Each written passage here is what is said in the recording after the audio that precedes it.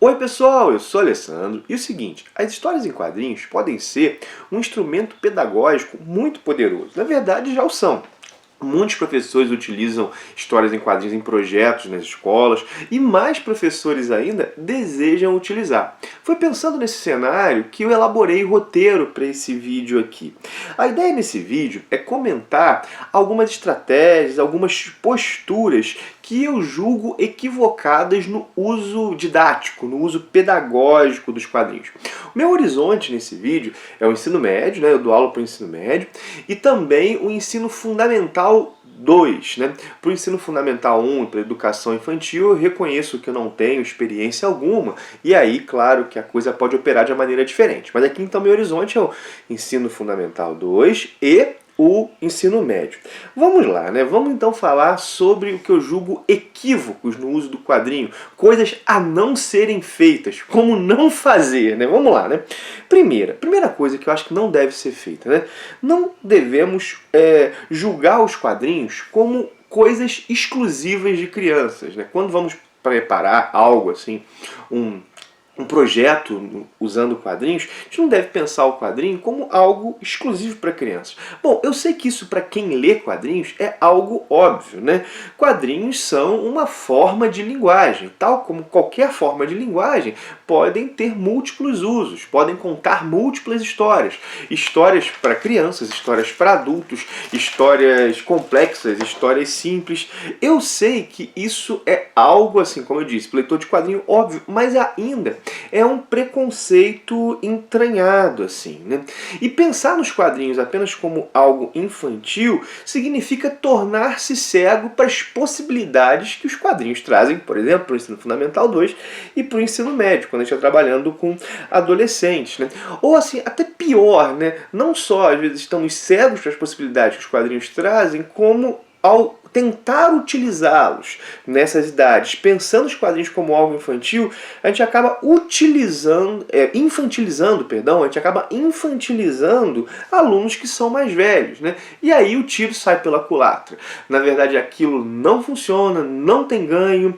Então, a primeira coisa é considerar o quadrinho como uma linguagem de múltiplos usos e não como algo exclusivo para crianças, embora também possa ser para crianças. Então esse é o primeiro, assim, equívoco, a primeira coisa a não se fazer.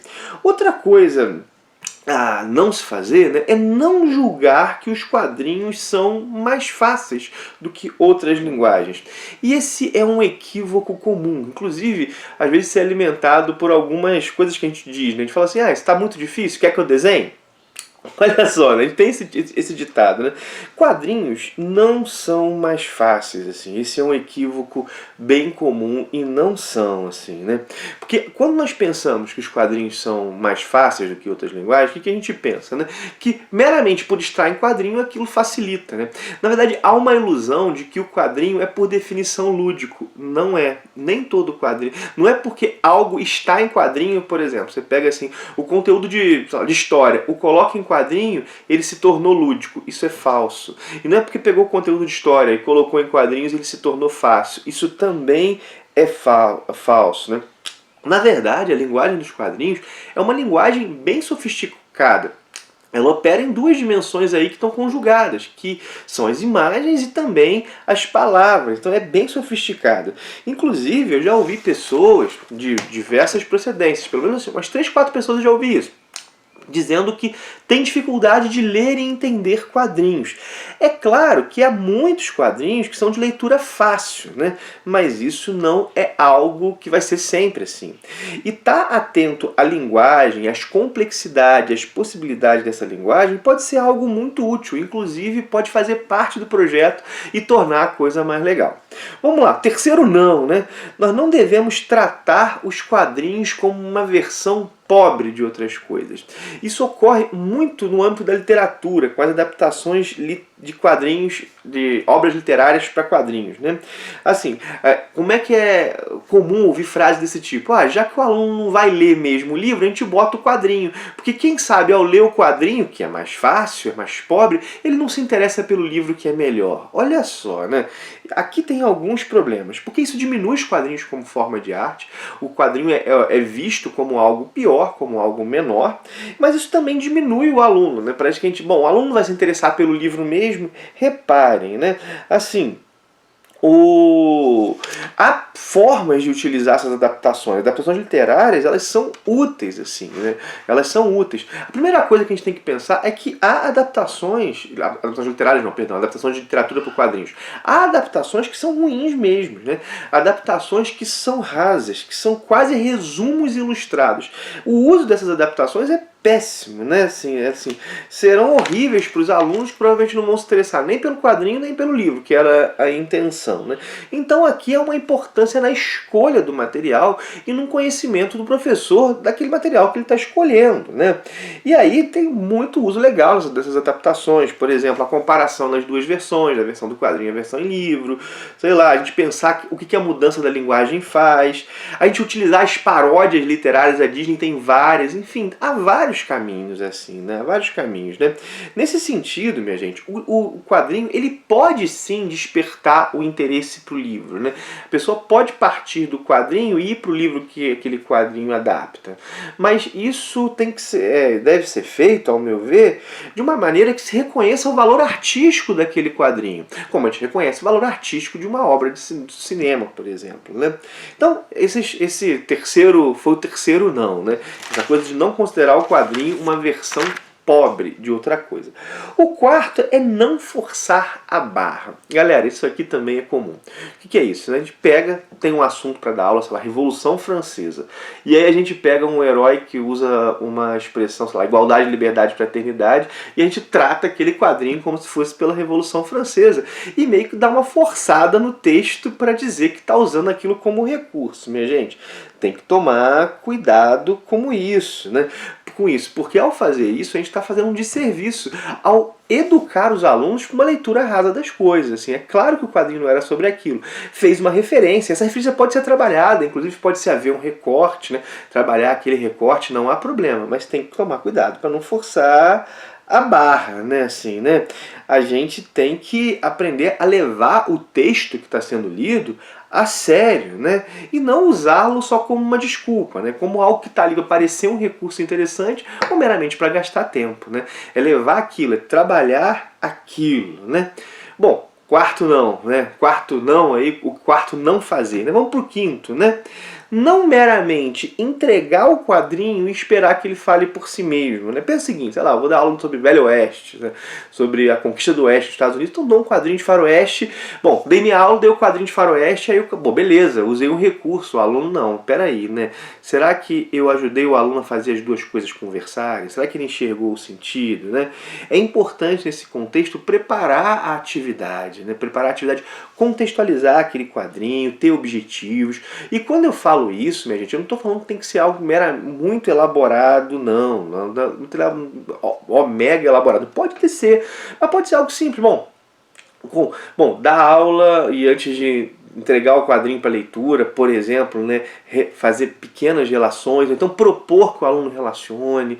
Então, assim, a coisa tem que ser meramente planejada, não é meramente entregar, porque senão fica como a educação física, infelizmente, era na época que eu era estudante, né? É aquela coisa, o professor dava a bola, joga a bola aí. Não, isso não é educação física, minha gente. Isso aí era, sei lá, uma espécie de recreio, né? Quem não jogava bola ficava meio de fora. Então a atividade tem que ser preparada, né? As possibilidades, elas são infinitas, são muitas mesmo, né? E a ideia desse vídeo, assim, é meio que capinar um pouco o terreno para dizer, olha só, não subestime os quadrinhos. É isso, não subestime os quadrinhos. Como a gente não pode subestimar um texto literário, como a gente não pode subestimar uma quadra para aula de educação física, porque ao não subestimar aquele recurso, nós nos atentamos para as possibilidades que ele oferece. Então, não subestime os quadrinhos e também não subestime os estudantes, né? Não subestime os estudantes, assim. Bom, ao gravar esse vídeo, eu estava lembrando de uma conversa que eu tive com uma colega que também trabalha com educação, uma colega que eu gosto bastante, muito bem intencionada, mas que uma vez falou o seguinte, olha só, estava preparando um plano individual para uma estudante que tinha certas demandas, né? E a fala que eu ouvi foi a seguinte, né? Olha só, não faz isso, o que você está fazendo para ela, né? Me acompanhando na elaboração do meu plano, inclusive me ajudando. Em determinado momento, cara, se a matéria for muito difícil, você gosta tanto de quadrinho, né? Por que você não pega um quadrinho e dá para ela? Não tem quadrinho sobre isso, não? Olha só, a intenção era boa. A intenção era boa. Inclusive eu conheço a pessoa, uma intenção maravilhosa, assim. Mas qual era a coisa? O aluno tem dificuldade de dar um quadrinho que para ele é mais fácil. Pô, peraí, minha gente. Claro que o quadrinho ele pode ser um recurso para despertar o interesse do aluno. Mas não porque, sei lá, é mais fácil, então alunos que têm dificuldade vão ler quadrinho e o outro aluno vai ver outra coisa assim. Não. Claro que eu tinha que pensar recursos ali para o contexto. Mas não era essa lógica de que o quadrinho é algo infantil, é um facilitismo. Eu lembrei muito dessa conversa enquanto preparava o vídeo, né? Enfim, né? São algumas ideias, um pouco um pensar alto, né?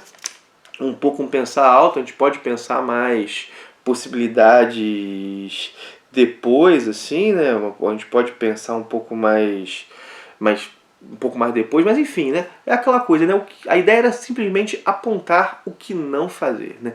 Equívocos. Diz aí, né, se você gostou do vídeo, se você achou legal, se você achou útil, se discorda de algumas coisas que eu levantei, você pode dizer, não, Alessandro, isso aqui não, dá pra fazer assim sim, ou então, sei lá, eu acho que pode explorar isso dessa maneira. Enfim, né, você é professor, comenta, você é, bom, estudante, todos nós somos ou já fomos, né, então coloca aí o que você acha, né, uma outra coisa que eu lembrei aqui, tá até fora do roteiro, né, às vezes usar o quadrinho só na avaliação, né, o quadrinho nunca aparece na experiência de sala de aula, nunca tem a proposta de leitura e na prova aparece lá uma tira em quadrinho para ser avaliada. Né? Também é um equívoco, né? Também é um equívoco. Pode aparecer na avaliação, mas é bom que apareça no processo. Enfim, minha gente, tá aí o meu olhar. Se gostou do vídeo, dá o teu joinha. Se achou ele legal, compartilha, mostra para outros. Se inscreve no canal se chegou por agora, né? Tem vídeo sobre quadrinhos todos os dias por aqui. Todo dia tem vídeo de manhã, costuma ter vídeo à noite também. Às vezes tem 2 vídeos, né?